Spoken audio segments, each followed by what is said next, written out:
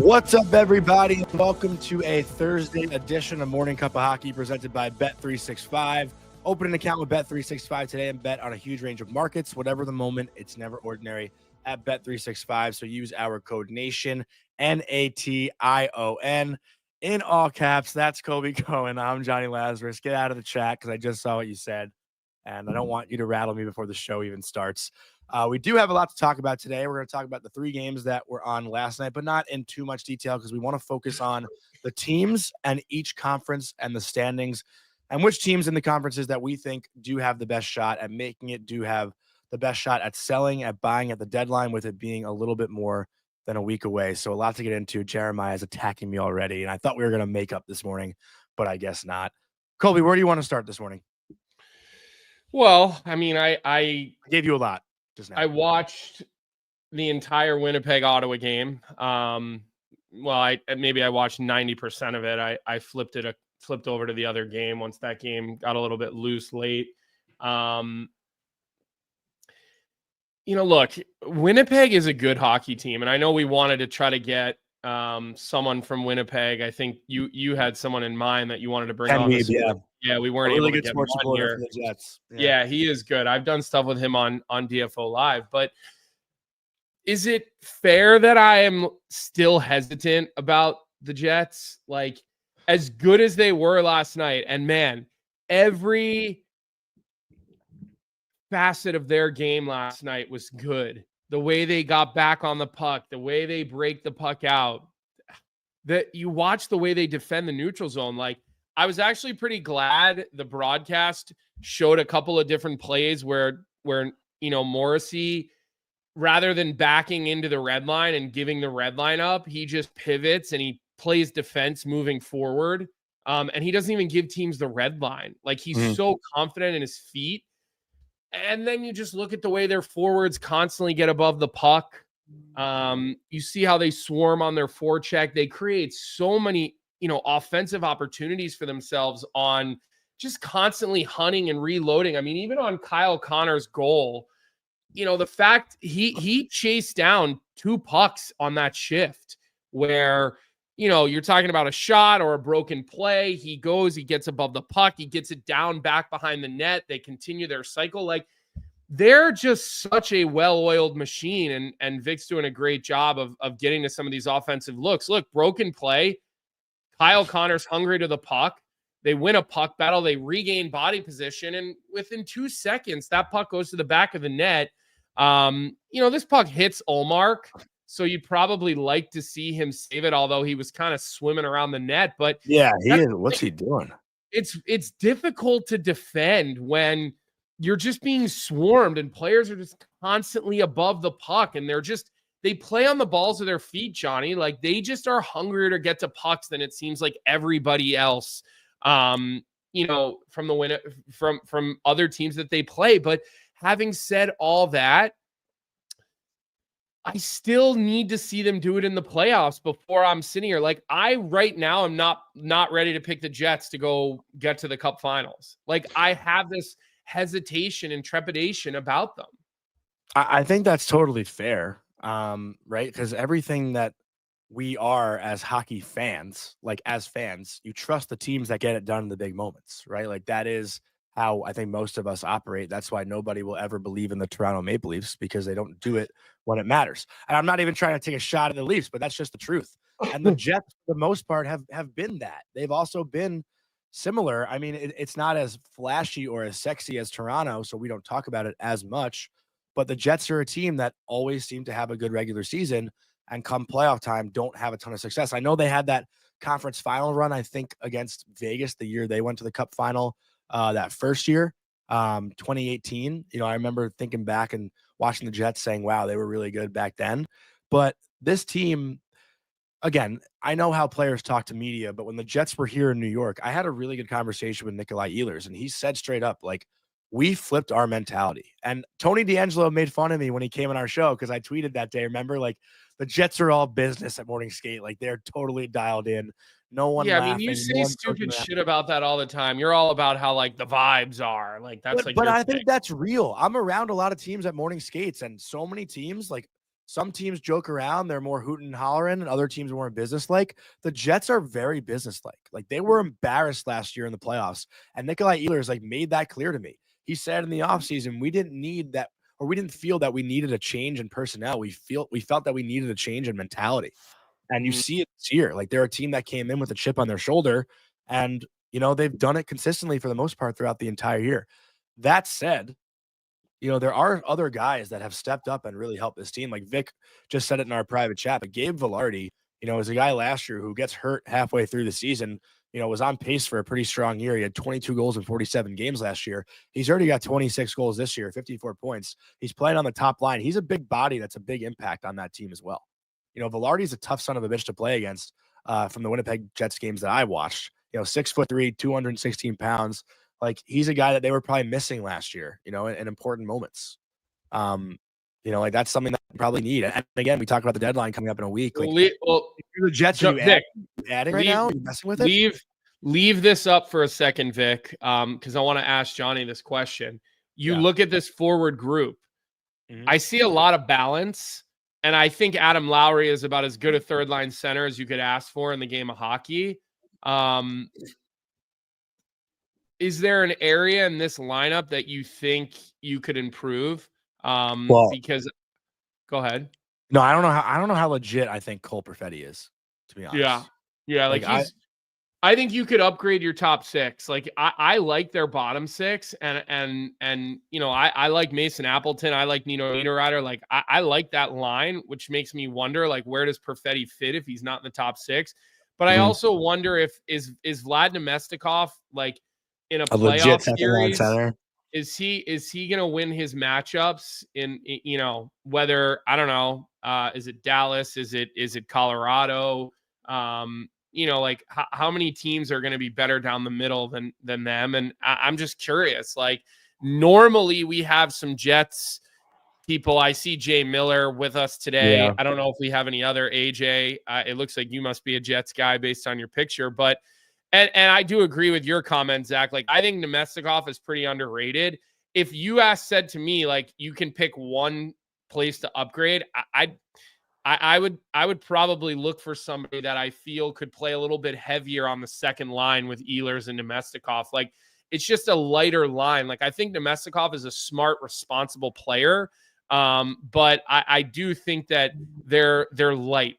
And I do know that Nemestikov just got his extension. I don't think, that changes anything. I think you'd like to have Nemestikov as a part of your future. I'm not suggesting you'd move on from him whatsoever. I think Cole Perfetti could be upgraded. It's kind of what I think.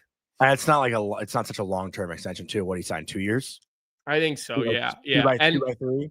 I'll tell you what, New York Rangers for life says, how about Alex Tuch to Winnipeg? Listen, I mean, that would be a dream.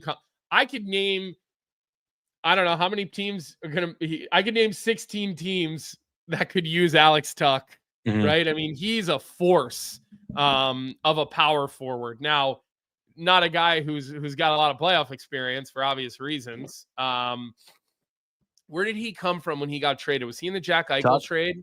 Tuch was Vegas, yeah. So it's been a minute since he's seen the playoffs, but yeah, I mean, listen, in a perfect world, NYR for life, Alex Tuch would look beautiful on that team. He would look amazing on that second line where Cole Perfetti is. Let's go to the defense.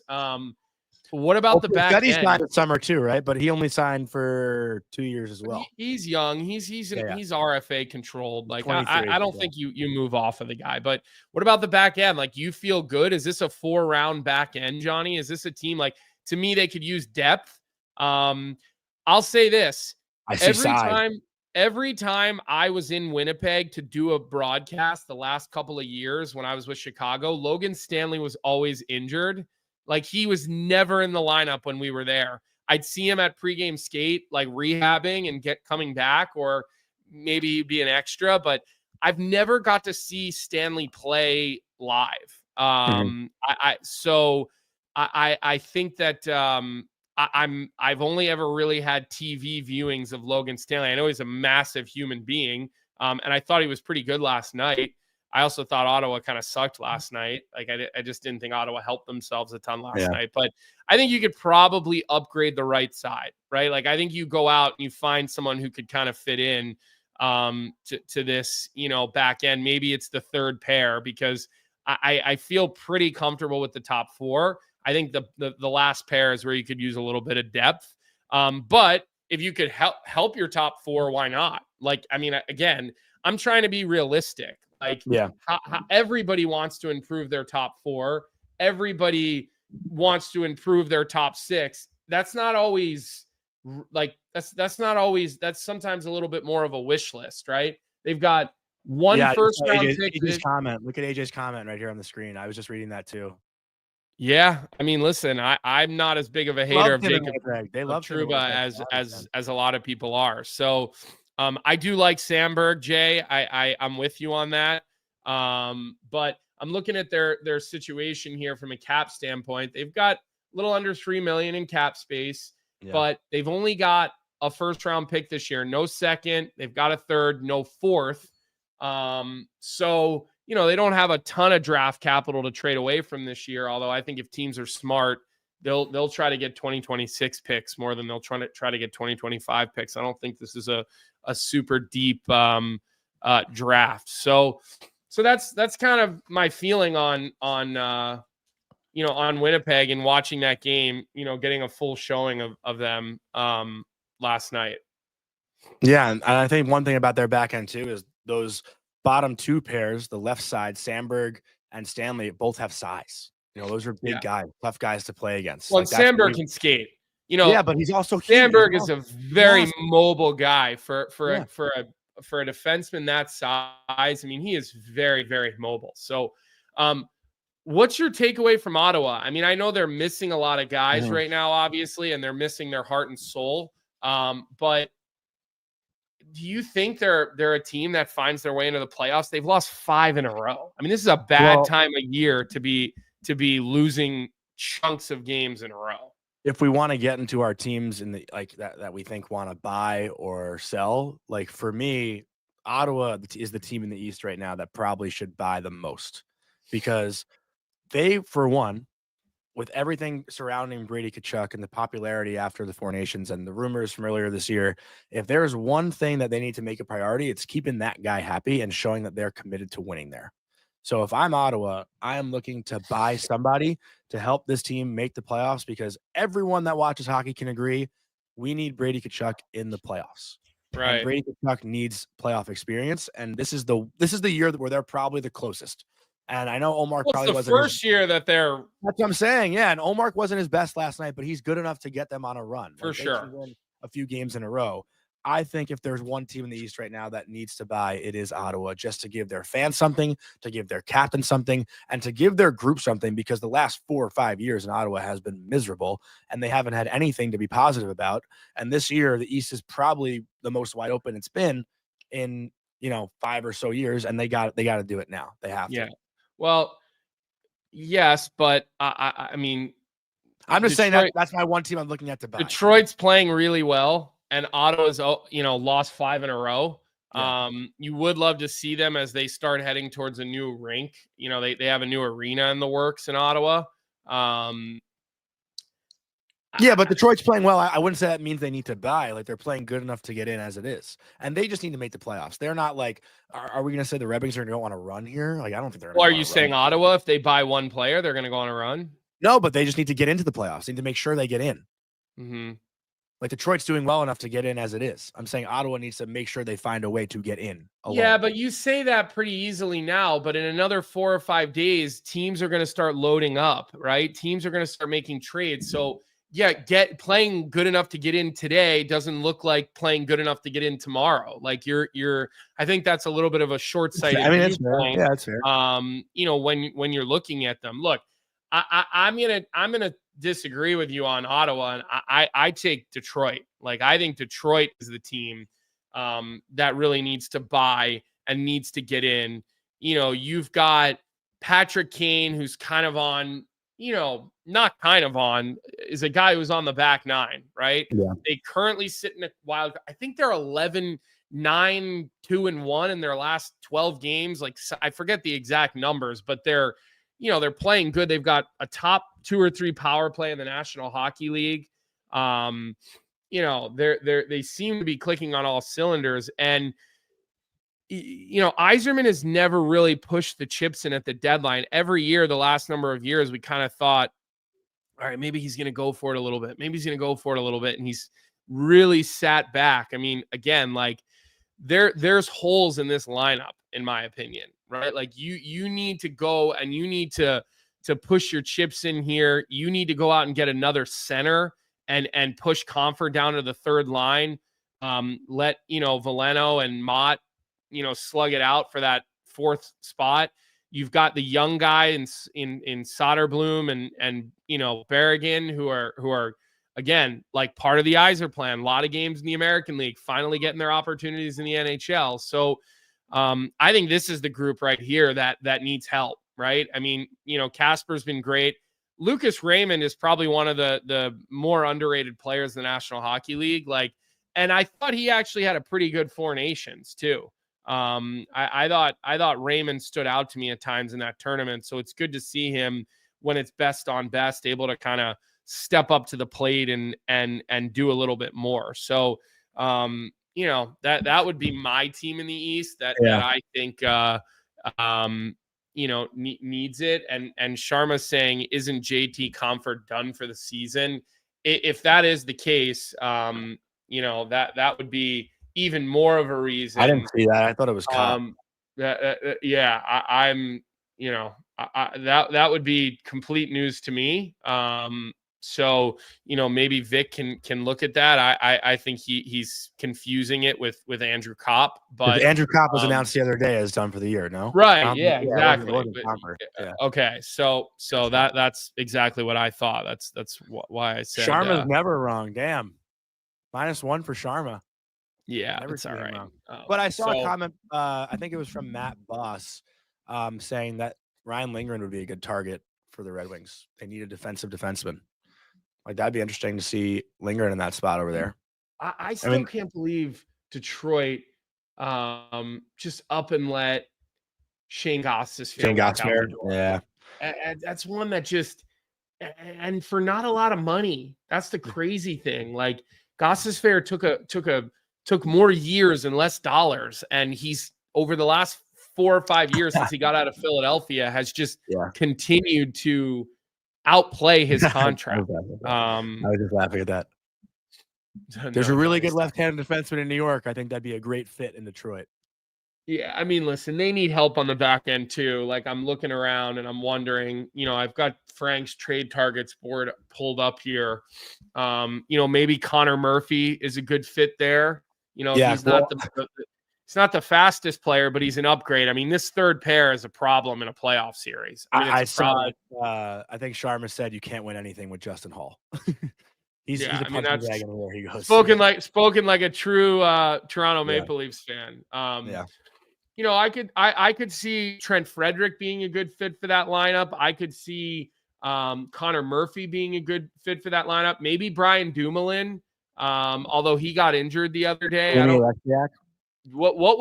Did we ever get an update on Dumoulin's injury? I think he came back into the game. Okay. Pretty sure he came what about Ivan Provorov? I mean, he'd be a huge upgrade for that team, although I've heard he wants to stay in Columbus. We're just naming every left-handed defenseman now. Well, no, I mean, listen, I'm going through Frank's trade targets boards. Like, Zach Jones is on this trade targets board. I don't think he's an upgrade in Detroit. I think David Savard would be an upgrade, right? Like, there are options on the market that I think Steve Yzerman could get, and could help this team by, going out. I'm curious as to what they have in draft capital. They have $4.6 million in cap space. Their deadline cap space will be a shade under $10 million. And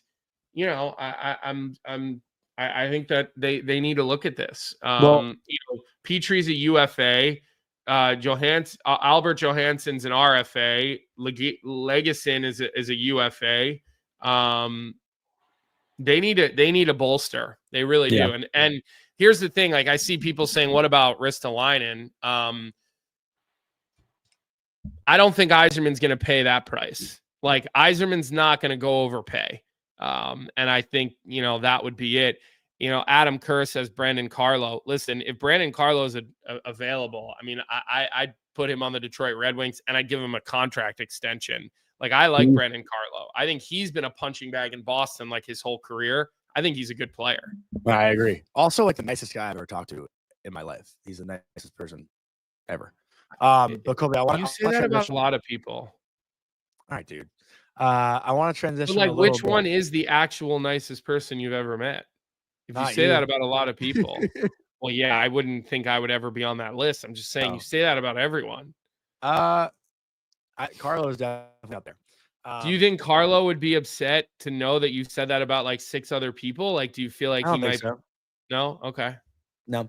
But I do want to transition into a similar topic, but now we'll talk about sellers in the East. But before we do that, just want to give a quick word from our sponsor, Proraso, the most complete choice for shaving and beard care, made in Italy since 1948. Proraso has been a staple of Italian culture and barbershops globally for 4 generations. So get 15% off at proraso-usa.com with our promo code hockey15 in all caps, hockey15. And we talked about teams in the East buying. Let me ask you, which team in the East do you think needs to sell the most right now? I think the Flyers, right? Like I just don't. You've got to go out and like you're rebuilding. So rebuild. The more I think about, I saw somebody yesterday or the day before, somebody who covers the Flyers said, I don't see how you could trade Rasmus Ristolainen because he anchors your blue line. Okay, so if that's true, and you look at the standings in the National Hockey League and you see the Flyers, they're 5 points out of a wild card.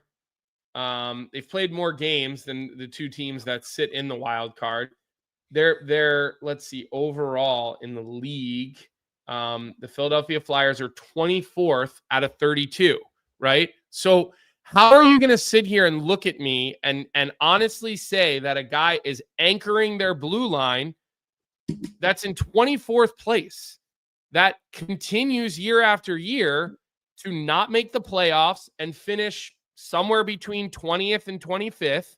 Not good enough, not bad enough, not get into the lottery. So I just think that if the Flyers can get a first-round pick for Scott Laughton, just tell them they've got 3 this year. Take a 2026 first for Scott Laughton. Same thing with Ristolainen, right? Get a 2026 first for the guy, plus other things.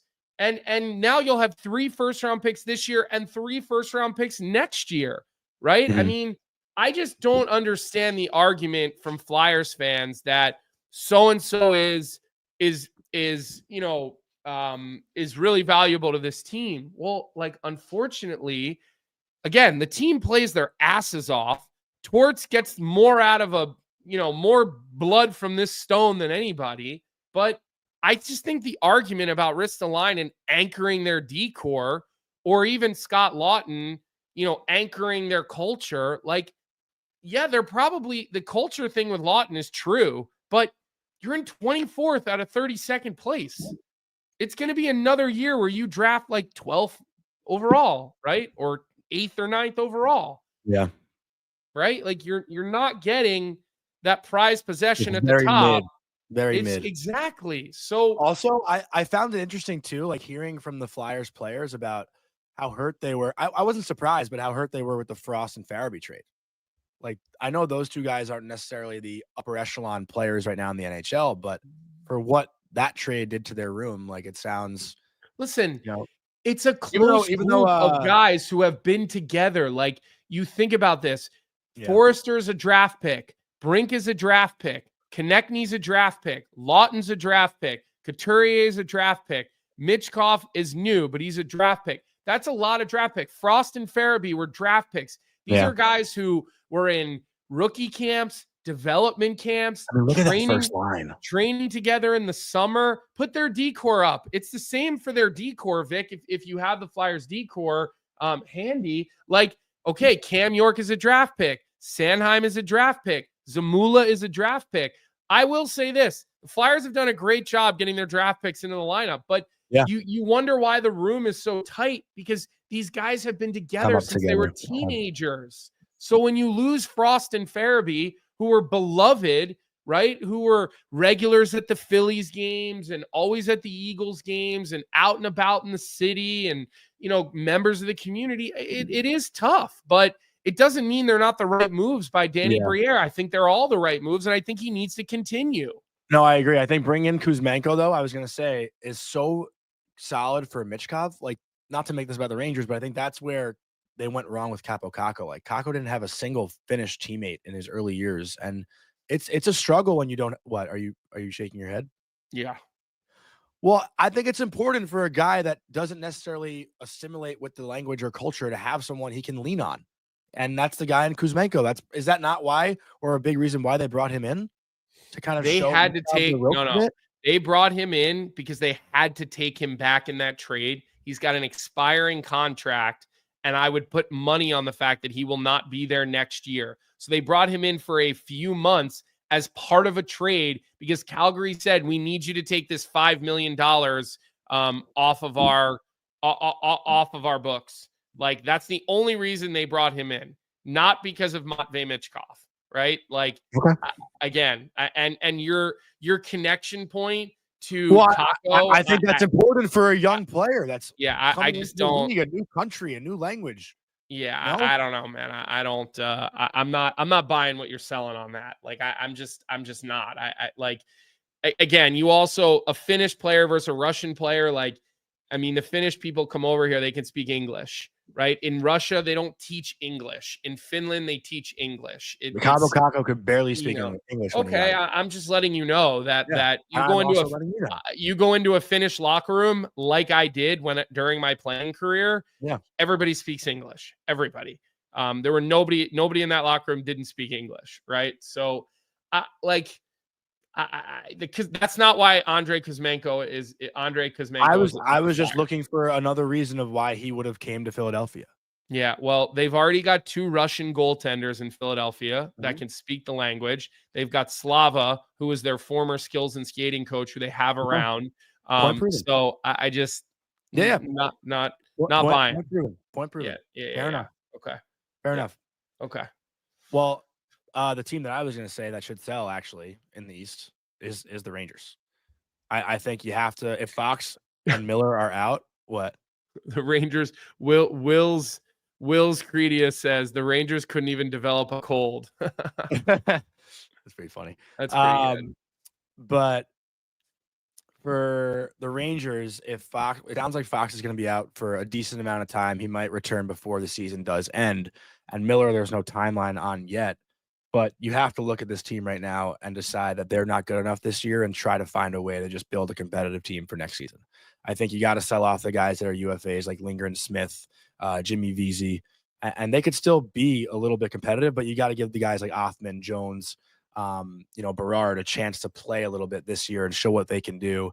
And then I think at the start of next year, you look at this group and try to build a competitive team and go for it next year when the first year of Shesterkin's contract kicks in, first year of Lafreniere's contract kicks in. Like these are the years you can't waste when you're paying those guys that amount of money for that amount of time. Look, I am not a fan of putting Brennan Othman on the fourth line. He played well though. Like, listen, I get it. I get it. One game, but unless that's what you think he is, look, I'm okay with making a guy earn it. I have no issues there. Put him on the third line. Okay. Put him with some guys who can really play the game the way he plays the game. Putting him with Matt Rempe, who's a sideshow circus clown out there. Played a great game. Yeah, okay, great. So he's played 1 or 2 good games in his career. He's and he's 1 been goal kicked away out from of getting his season and been over. Suspended, for more games than he's played. We don't need the Matt Rempe debate here. I'm just saying, putting him on the fourth line is you're putting a player in a position to fail. Okay? I'm not saying put him on the first line. I'm not saying put him on the top power play right away. Put him on the third line. Give him 13 minutes, right?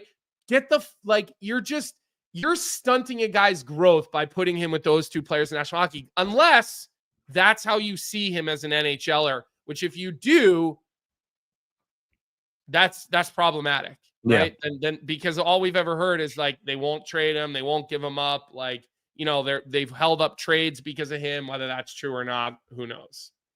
I agree, and we've talked about that with Washington and how they do a good job at bringing their AHL guys up to the NHL and putting them in the roles that they play in the AHL, so they're comfortable right away.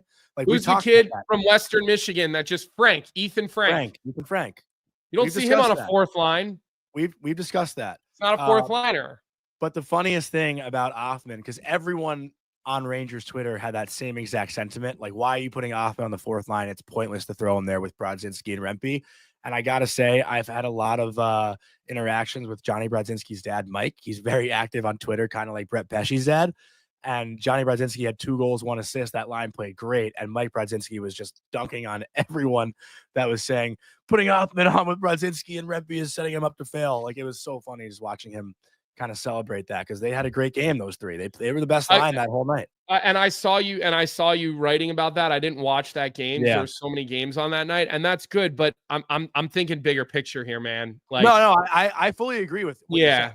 Like, Brendan Offman is a top line, top 6 power play player in the AHL. If you want to see him succeed in the NHL, you put him in those spots. Yeah, I mean, again, I don't think you necessarily have to put him in on the top 6, but I think you can put him in a third line role where you say to him, go ahead. There's no point in playing Riley Smith, who you don't have any future with, in a top 6 role where you are right now in the standings. Well, you are still trying to win, and if Peter Laviolette, most coaches want to go with players that they know and they trust because they want to keep their jobs. So I get it. That's why I say, like, you've got to find a happy medium. You put him on the third line, right? You get him some minutes in that area of your lineup, and then 1 or 2 times during the game, you find a way to get him out there with the top 6. Give him 1 or 2 shifts with the top 6.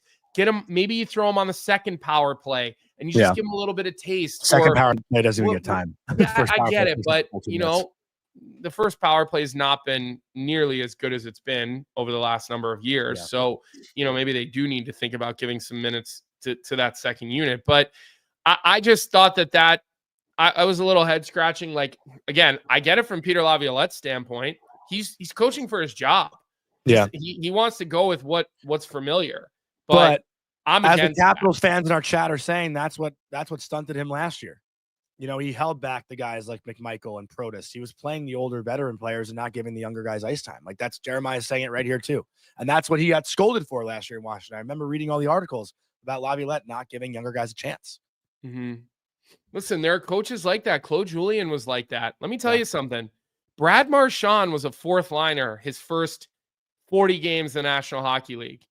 First 40 games. Then he was a third liner. And then he was basically a third liner the year that our team won, the year that the 11 Cup run. Marshy was mostly a third liner. And then the next year, he was a top 6 guy on the second power play, right? Claude Julien was not a guy that just said, you're a young stud, here you go. Tyler Seguin sat next to me in the press box during some of the Stanley Cup run. Yeah, I remember that.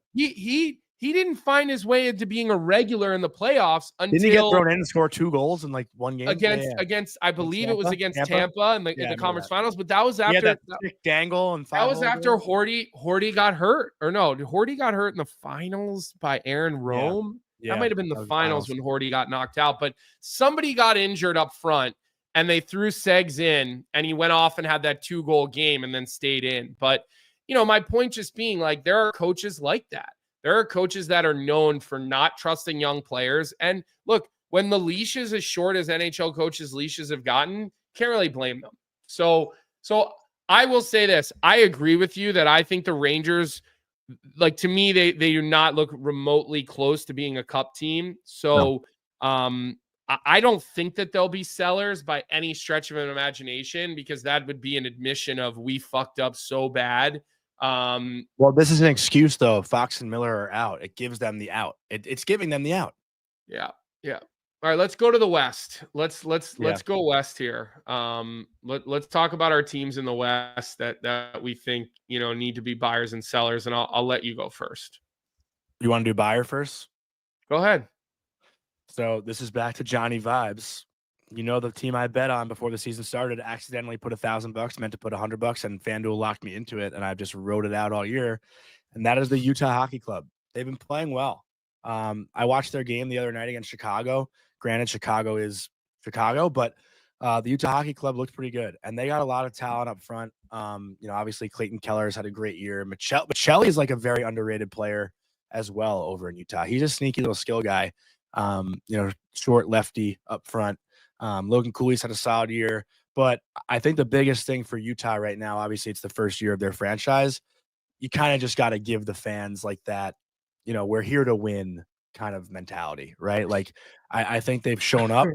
They've gotten a great crowd all year. The atmosphere in Utah looks unbelievable from what I've heard. I mean, Pat said it on our show, like how sick it was.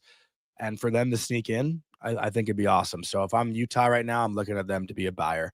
And this is a group too, like in Arizona. Like, when was the last time they made the playoffs? In the bubble? I don't think this team's played playoff hockey since then. You want to know how much their deadline cap space is? How much? 28 million plus. What? Their deadline cap space. That to me seems like it might be maybe that's an error on here. Are you on cap wages? Mm-hmm. It says their cap space today is 7.295, but as you know, you continue to accrue. Let's see, they don't have anybody on LTIR, so they can continuously add. Their retained money is only $320,000 this year on Oliver Ekman-Larsson. Tommy T being a smart ass. It's not their first year. They're the same club as they were in Arizona. Come on, Tommy. We're talking about the fans. We're talking about fan bases here. I don't think Utah, look, they got plenty of cap space, but they've only got one first this year, one second, one third. Like they're not stocked up on picks. Next year they've got 3 seconds, which okay, you can use that to move a little bit. They do have Ginla, they do have that Bodon kid. They have a couple of pretty good prospects. They've got Sam Lipkin down in the minors. They've got that Mikko Matakai kid who played for Denver last year. Who, Lipkin? Yeah. He's a Quinnipiac kid. And Matakai's a Denver kid who won the championship. Look, they've got a logjam on their back end too, right? They've got Shea Weber. I guess they could always trade Shea Weber, right? It's funny that they have him and they don't even have Shea Weber on their LTIR because they need it. But Oli Mata's expiring, Ian Cole's expiring, Bortuzzo's expiring. So they probably can use those defensemen. Maybe it's Mata, maybe it's Cole to bolster their front group, which is where I think that they need a little bit of help. But that's who you think is buying. I think Vancouver has got to buy, right? Like Vancouver and Quinn Hughes need to be in the playoffs. It's a big Canadian market. There's been so much noise around them this year. Elias Pettersson has just become almost the laughing stock of the league. Yeah. But we got to see Quinn Hughes in the playoffs, right? And Vancouver is also a great market. I mean, they really are. I mean, that building during playoffs, I've seen it firsthand. It's unbelievable. So I think they got to buy. I look at their lineup. Derek Forbert and the other Pettersson on their third pair, that's a big weakness for them. Up front, like, do you trust Philip Hedl as their second line center? I don't know. The fans are loving Hedl already, it seems like, from what I've seen. He had 2 points. He had 2 points last game, but can he stay healthy? I don't know. You've got Carson Soucy, who's I guess they must have gone 11-7 the other night, but they need help and they need to buy. And Rick Tockett's contract is expiring. That's something that probably doesn't get talked about as enough. When he went to Vancouver, he signed a short-term deal. What are you going to get out of Elias Pettersson? Like that's a big gaping $11.6 million. That just seems to be a bad looking contract. So I think Vancouver's got to buy. They set the bar last year. They got in. They obviously didn't have their they were a win away from the conference final. Like, Yeah, yeah, yeah, and you they did know, it with a no committee of Demko. goaltenders as well. So I think they got to buy. As far as sellers goes for me, Johnny, I think St. Louis should sell. Like I don't. St. Louis is not a real dangerous team to me, and so I just don't. I don't see why they would be. Armstrong is moving out of the GM role next year into that corner office of whatever president or alternate governor. Mhm. Um, And I who's think taking it's over on time to. Steen? Alex Steen? Yeah, I mean it's time to make some changes here. I mean, you don't have like except for Foxa, who's a UFA after this year, but Joseph's got 2 years and he's a UFA. Sundquist got 2 years and he's a UFA. Torpachenko's got 2 years, he's a UFA. Neighbors, his extension kicks in next year at 375. Like their team just doesn't excite me. I mean, Buchnevis goes to 8 million next year on the cap. I've seen Shen's name out there quite a bit. He's got a couple of years left at 6.5. Like they need to reface this roster because continuing to run it back with this core, I just don't see it. And you've got a new head coach, obviously not new anymore, but Monty's in his not his first full year, but he's there now. You're going to have a new GM next year. Like, I think it's time to start looking to sell. I really do. I think their team has just too many holes. And Oh, look, when you have a new general manager, you struck a some of nerve the with J Rock. people that you're connected to, you're not as connected to anymore, right? New GM, new GM. Yeah, my team in the West is Calgary. It's funny because Randy Workman actually just said, "Where do you have the Flames?" I just don't know what their plan is. They're giving a lot of money to Kadri, a lot of money to Huberdeau, and granted, Jonathan Huberdeau has had somewhat of a bounce back season, and I use air quotes because he's still not the Jonathan Huberdeau that we saw in Florida. But he has 22 goals this year, and he hasn't even hit 20 in the previous 2 years with Calgary. But you look at this forward group, and where is it really scary? Like what is their plan going forward? I don't know what direction they're necessarily headed in. Well, I Obviously, disagree with Dustin, that. They said they're in a what? rebuild. I mean, I know that they've been better, but They're I they're in a mean, rebuild, but they have Kadri and Huberdeau on the books for another like 4 or 5 years. well, but those were contracts that Conroy. They weren't going to be in a rebuild, and then now they forced their hand because those guys haven't necessarily lived up to the standard.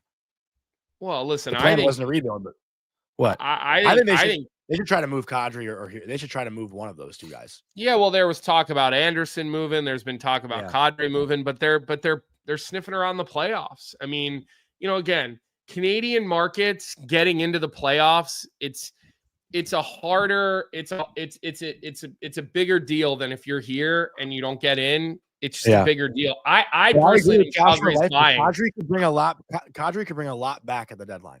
They're 1 point out of a wild card. They're moving into a new building here in the next couple of years. I actually agree with Tommy T in the chat. Like I think Calgary should buy, not sell. That's what I think. So we'll see what happens. What day is the trade deadline? Next Friday. Next Friday. So we're a NY week Boost is out. saying Wolves screwed up the Flames rebuild. They should be picking in the top 10 and planning for 2 years from now. And now, Dustin Wolf has carried them into a spot. Well, goaltenders are part of your And team. Tommy, you're saying Flames are buyers, my man, but why? Why should they be buying? Are they going to go anywhere in the Western Conference playoffs? They're not winning a playoff round. Who are we kidding? Who are they beating in the top of the West? They're not beating anybody. So what's the point of buying? Yeah, I think for Canadian team, though, that's about to get into a new building. I think having a couple of home playoff games, having the revenue from that, having the excitement behind that. You got to be realistic, though. I do What's the believe point in of it. getting into the first round. Yeah, but listen, again, the mentality is different in Canada. Just get in. It's different. Like I think Calgary. Well, just that's why like, Canada hasn't won a fucking cup in 30 years. tell a general manager who's 1 point out of a playoff spot a week before the deadline that he should sell. Come on, like you can't do that. You can't do that. We just said it with the Rangers. They're 2 points out of the playoffs. You No, got to be realistic. You said it. You agreed. Yeah, but again, you're looking at franchises that are in different points. Okay. And you're You have talking to be about different realistic with the markets, team that you're looking at. different points, different plans. I didn't pick the Rangers as my team that should sell. I I agreed mean, with you, but I didn't yeah. pick them. I'm laughing at Ben. Johnny says, "Fuck me." Looks at this screen to see if the sponsorship is on the screen. I just think for Calgary, you got to We be can realistic. curse with sponsors on Yeah. the screen now, by the way. That rule got changed a while ago. So wake up. All right. Come on. But Colby, in seriousness, I think you have to look at the Calgary or the Calgary roster on paper, look at who's at the top of the West, and say, like, do we think that we're giving ourselves a chance here in a first round if we buy, or are we just wasting a year by buying? Right. I Well, I'm don't think not they would saying have. you buy and you sell and mortgage the future, but I think you could make a couple of small little moves. Here's the other thing you just have to remember. They are moving into a new building, right? Calgary Mhm. is not a massive market. It's Okay. it'll be It's the Sutter quote.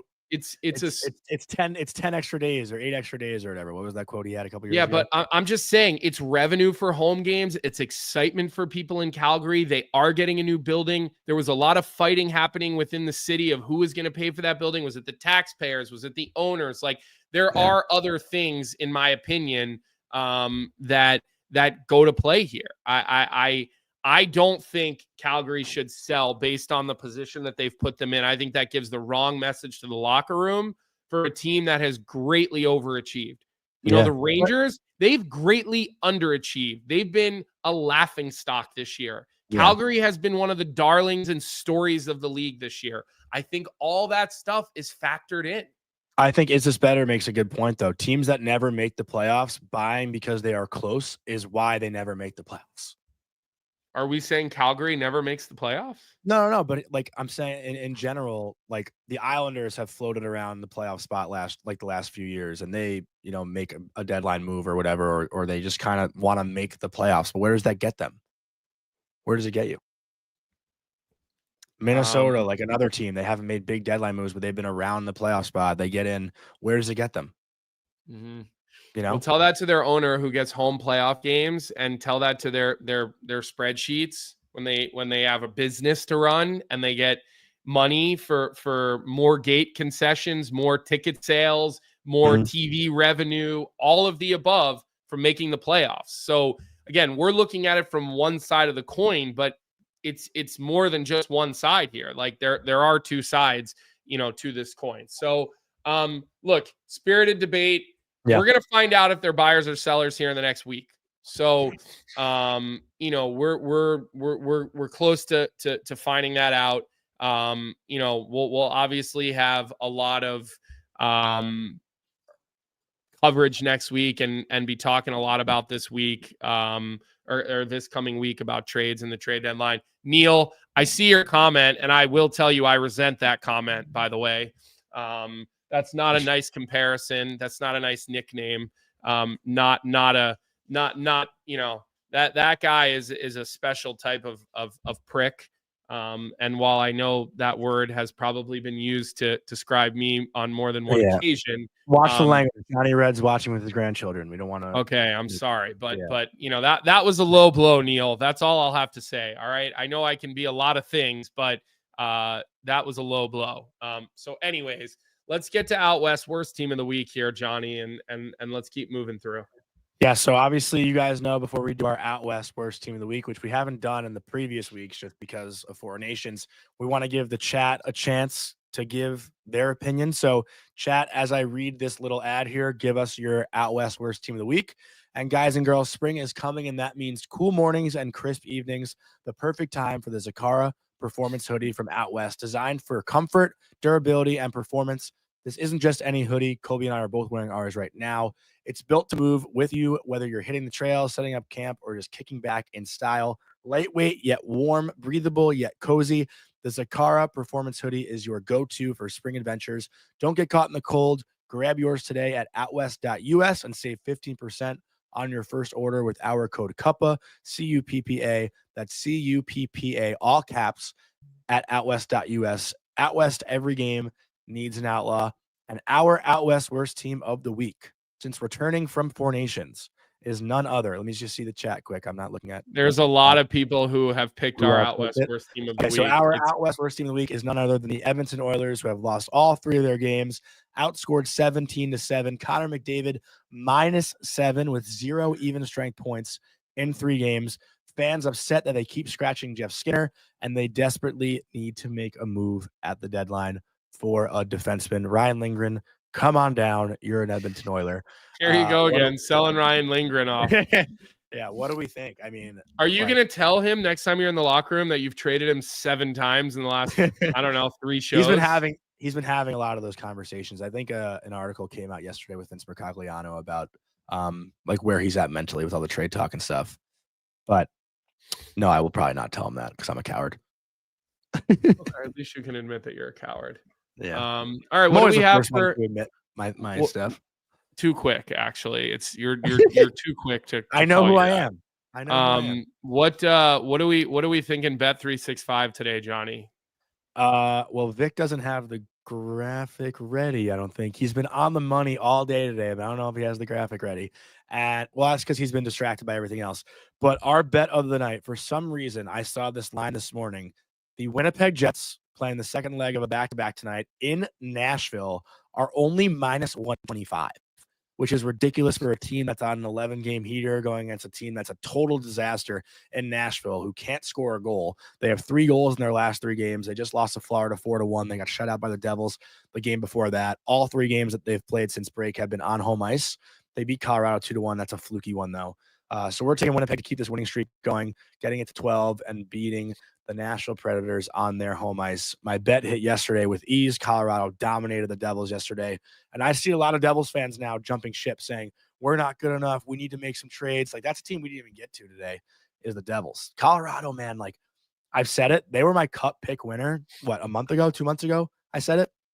It's hard to keep track of who your winners are. You change them every 3 weeks. I keep it pretty. You said the Avs were cooked at the beginning of the year. You literally said they were cooked. You looked at them. You were completely off the Avs bandwagon for the first 3 months of the season. Months ago, I said they're the Cup winner. You basically said they were going into a rebuild in the beginning of the season, and now you're sitting here. No, now you're sitting here and you're going to pretend like you're the biggest Avs fan of all time.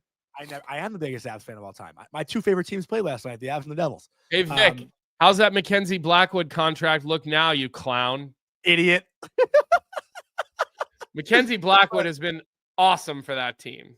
But let's talk Necas and Rantanen, because a lot of people are tweeting it too, and Bucci put it out last night. I believe since the trade happened, Marty Necas has 12 points in 11 games, and Mikko Rantanen has 1 goal, 2 assists in 8 games with Carolina. And this is bad for the narrative that Mikko Rantanen is one of the best players in the NHL, and good for the narrative that Nathan MacKinnon makes everyone around him that much better. But Nathan MacKinnon actually, Vic, I don't know if you have that quote about the power play, but MacKinnon spoke to a reporter last night and said, here's the quote, actually. Great job, Vic. You're on fire. This is from RF Dean. This is a question about the power play with Nate just being on it. I'm going to the net a little bit more with Marty. I watched a lot of video on him when he came here, and he was so good on the half wall. So I don't want to hog it too much. I think little rotation is always pretty good. It confuses them a little bit. Couple easy ones. I usually don't get those, but just a different look. So Nathan MacKinnon had 2 goals last night, right around the front of the net, and that's because Nate just was running the half wall. The second one he had was sick, where he batted out of midair. That was unreal. But Colorado on the power play, Colby, like, I watched that team play, and I'm like, dude, their puck movement's any awesome. amount of money to be on the penalty kill against Colorado.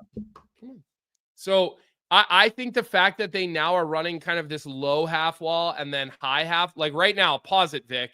You see how Necas is kind of in the circle, and then McKinnon's kind of working the low circle goal line. It's almost like they've got this rotating half wall, like Nate was saying in that quote. And there's so many different layers of depth to it, right? Like, and then obviously you still have one player out of the screen on the other side, but very difficult to defend that because there's just different sort of points of depth in the attack. And then obviously Cale Makar can walk in, and Lekkonen's is fearless in front of the net.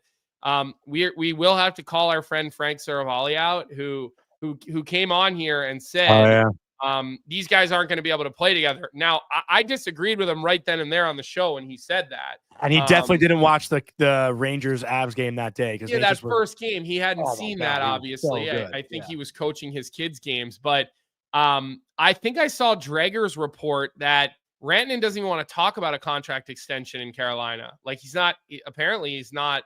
I don't know if it was a reporter. Somebody reported what he said on a podcast. So Oliver is just dying to be in the show today. By the way, he's just like hanging by my desk, and he just like is like looking at me like, what's going on here. So we'll see what happens. Like I think that I think Rantanen ends up as a UFA July 1. I don't think he's I think he should. I don't know why he wouldn't. So last and very important topic we have to hit. And I thought this is where we would go with Bet365 today, Johnny. But what are the odds that your date doesn't stand you up tonight? Because like that to me seems like a much better bet for people than trying to handicap an NHL hockey game. I feel good about it tonight, honestly. You do?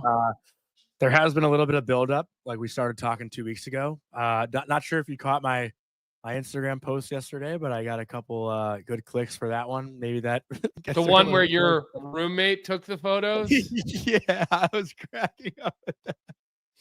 Jeremiah started that, and it was so good. Is there is the location for this date set? Yeah, the location. You're not telling us. Where. Why? Because you don't want people from our chat like calling in like a bomb scare or something, just to make sure that your date doesn't go off. Yeah, exactly. Although maybe that would get you a free meal. Not ice skating. The memory I got on my phone though a couple days ago, it was like our year anniversary of our whole bringing your own ice skates to a date debate. Chuck E. I can't believe how much traction that one actually got. They have Chuck E. Cheese in New York City? I guess they have to have one, right? I don't think they do. They got to have a Chuck E. Cheese in New York City. If they did, Johnny would know. So yeah. Seems like a place you'd hang out. So all right, well, listen. This one. I think it's gonna be a good one. So another Monday we'll have a report. Another week in the books. Next week is trade deadline day. So what we can tell you about trade deadline day is we will be, daily face off. I should not say I should just say daily face off will be on the air on Friday from 11 to 4 p.m. So it'll start early in the day, the coverage, and it will go until 4 o'clock. I guess isn't the deadline usually 3 p.m.? Yeah, 3 p.m. And then obviously things start to spill in. So Zach says they're going to have to get you on the sheet solely for a date review. I would definitely Friday. I would definitely tune in for that. But next week will be a big week, right? It'll be all about the trade deadline. We'll try to bring writers on from some of the different markets that are more interesting about buying and selling and what are they hearing and what's the word. And, we'll obviously mix in some of the things going on around the league if there is, but that'll be a big day, 11 a.m. to 4 p.m. Eastern on the Daily Faceoff YouTube. I think our coverage for that, like the last couple of years, has been incredible. It's only going to be better this year with new faces added. So that's all we got for you today. We've got, a couple hours, 2 hours. We'll have Daily Faceoff live at noon with Tyler and Frank, 3 p.m. The Sheet. Who's is it Pierre on Thursdays on the Sheet? I think you always do this. Pierre, I don't think Pierre has a regular spot. I disagree. I think Pierre is a pretty regular. Zach, maybe you can chime in the chat. Maybe he's not every week, but I want to say Pierre is at least every other week. But I will say with Pierre tonight, Pierre is actually on the call for UMass hockey. They're playing Lowell, and Greg Carvel, if he wins, he will become the all-time winningest coach in UMass hockey history. And I said we can probably get him on the show next week maybe to talk about it. See, Pierre's a regular guest. Right. He's bi-weekly. Right. You win. I usually do. But I would love to get Coach Carvel on next week if we can. Maybe I know it's going to be busy with deadline stuff, but it'd be cool to hear how he built that program to where it is and how so many guys have come through there. And I don't know if anyone knows this, but the guy who had the game-winning goal for his first win at UMass, you're looking at him. So a big part of that history. His first ever win? His first win, game-winning goal, first goal. Was that the year that you guys were like We were 4 terrible. and We had 20, 5 wins. 5 and 25. Yeah. Yeah. But Um, yeah, no, I'm really happy for Carv. So hopefully you know what? That's actually so Joe Albany says get Greg Carvel to MSG. Carv has been very open about discussing the perks of being a college coach versus coaching the NHL. Carv actually coached under Mike Babcock in Anaheim, and he was an assistant in Ottawa for years. It's funny. I actually saw a clip the other day on TikTok of the first ever shootout in the NHL. It was Ottawa and Toronto in Toronto, and Carv was on the bench for the Ottawa Senators. It was cool, like seeing him kind of pick the lineup for the shootout. So Carv has a lot of experience in the NHL, and he said like how much he just loves being a college head coach. And I think we discussed that a lot in here, like David Carl and Rand Pecknold and Nate Lehman and all these guys that we think might jump ship for the NHL. But when you talk to an actual college coach about, they what it don't means want for to their go. family, like they don't want to go. Yeah, Listen, exactly. because so these guys make anywhere from 400,000 to I don't know 800,000, and they've got bonuses. Yeah. They get a free place to live. Most of them are driving free cars. You know, like you're not on the road that much. You're not on the road much at all in college hockey, right? I mean, Especially sure, like hockey. maybe it's weekend travel. It's an easier lifestyle, and not to mention, like you have it's hard to get fired from one of these jobs, right? Like it's just so different, and so that's one of the reasons why a lot of these guys, like I know Rand Pecknold has interviewed it for NHL teams. He's told me about them, and we know David Carl. Listen, you think Jay Pandolfo's phone didn't ring when San Jose's coaching job was open over? Of course it rung. Those guys are teammates, but he's got young kids. He wants to watch his kids play hockey early in the day on Saturday before he coaches a game at BU on Saturday night. So, listen, I think that these are all good coaches. I think if Carvey, when he gets that record, I think it would be great to have him on here because first off, he's developed a number of NHL defensemen, including Cale Makar. Eric including Carlson Cale Makar. He was the Eric Carlson whisperer. You can go back to the early days of Zdeno Chara's career, right? He put Del Gaggio in the NHL. Scott Morrow, who's going to be a good NHL defenseman. Like he's a guy who knows how to develop defensemen, and he's got a history of it. You might not know the history. Mario Ferraro, who was was raw as can be when he got to UMass, right? I'm just talking D right now. I know Chafee too, but Chafee's a forward. But so we'll get your old coach on. Greg Carvel has won a national championship. He's created a power. He's the first guy who's turned UMass into a legit powerhouse. Like UMass has been a floundering program, good, not good, good, not good. That guy has made them consistently good every year with his recruiting and with his coaching and with his development. So I'm all for getting Carvey on here. I've been between the benches for his biggest games and his biggest wins as a college coach, and I've got to watch him operate up close and personal. So we will monitor that. Hopefully UMass gets the win. Big weekend for UMass. They got to close out the year with a couple of wins to keep themselves in a good pairwise spot for the NCAA tournament because they're in right now, but they're going to have to get a couple of more wins to cement that, to make sure they're in the tournament. So good week, Johnny. We had a lot of good guests this week. Dylan Strome was awesome. He's always such a great guest. Great job by Caps PR to get us Dylan Strome. Just kidding. And other than that, big week next week. We'll get a date review from Johnny. Hopefully the sheet will have Johnny on tomorrow to give a date review to the sheet heads. That's kind of my hope. If not, we'll get to that Monday. I'm sure you'll let Vic and I know later. Not you. I'll let Vic know. Wait, what was this? What was the good news you had? I can't tell you. It's just it's like down low. I can't trust you. You said you were going to stay on the show, I thought. Yeah, I was just messing with you, but I can't really actually tell you. Anyways, have a great day, Johnny. Vic, it's good to have you back, pal. We did miss you, and having you back this week has been great too. Oh, he was here last week. Oh, okay, he was here last week too. So, but it is good to have Vic back. I can do the show without you, Johnny, but I can't do the show without Vic. I just can't, dude. I just can't. So have a great weekend, everybody. Check out the other shows on our platform here today, tomorrow. Trade deadline next Friday, 11 to 4 next Friday. Big day of coverage. Other than that, we will see everybody in our normal seats Monday morning, 9 a.m. Have a great weekend, everyone. What's up, hockey fans? If you enjoyed that video, then you need to be hitting the subscribe button right here at Daily Faceoff. Exclusive interviews and analysis from our hockey insider Frank Saravalli, fantasy updates from Brock Sagan, and a daily live show at noon Eastern, Monday through Friday. You don't want to miss any of the fantastic content, so hit that subscribe button.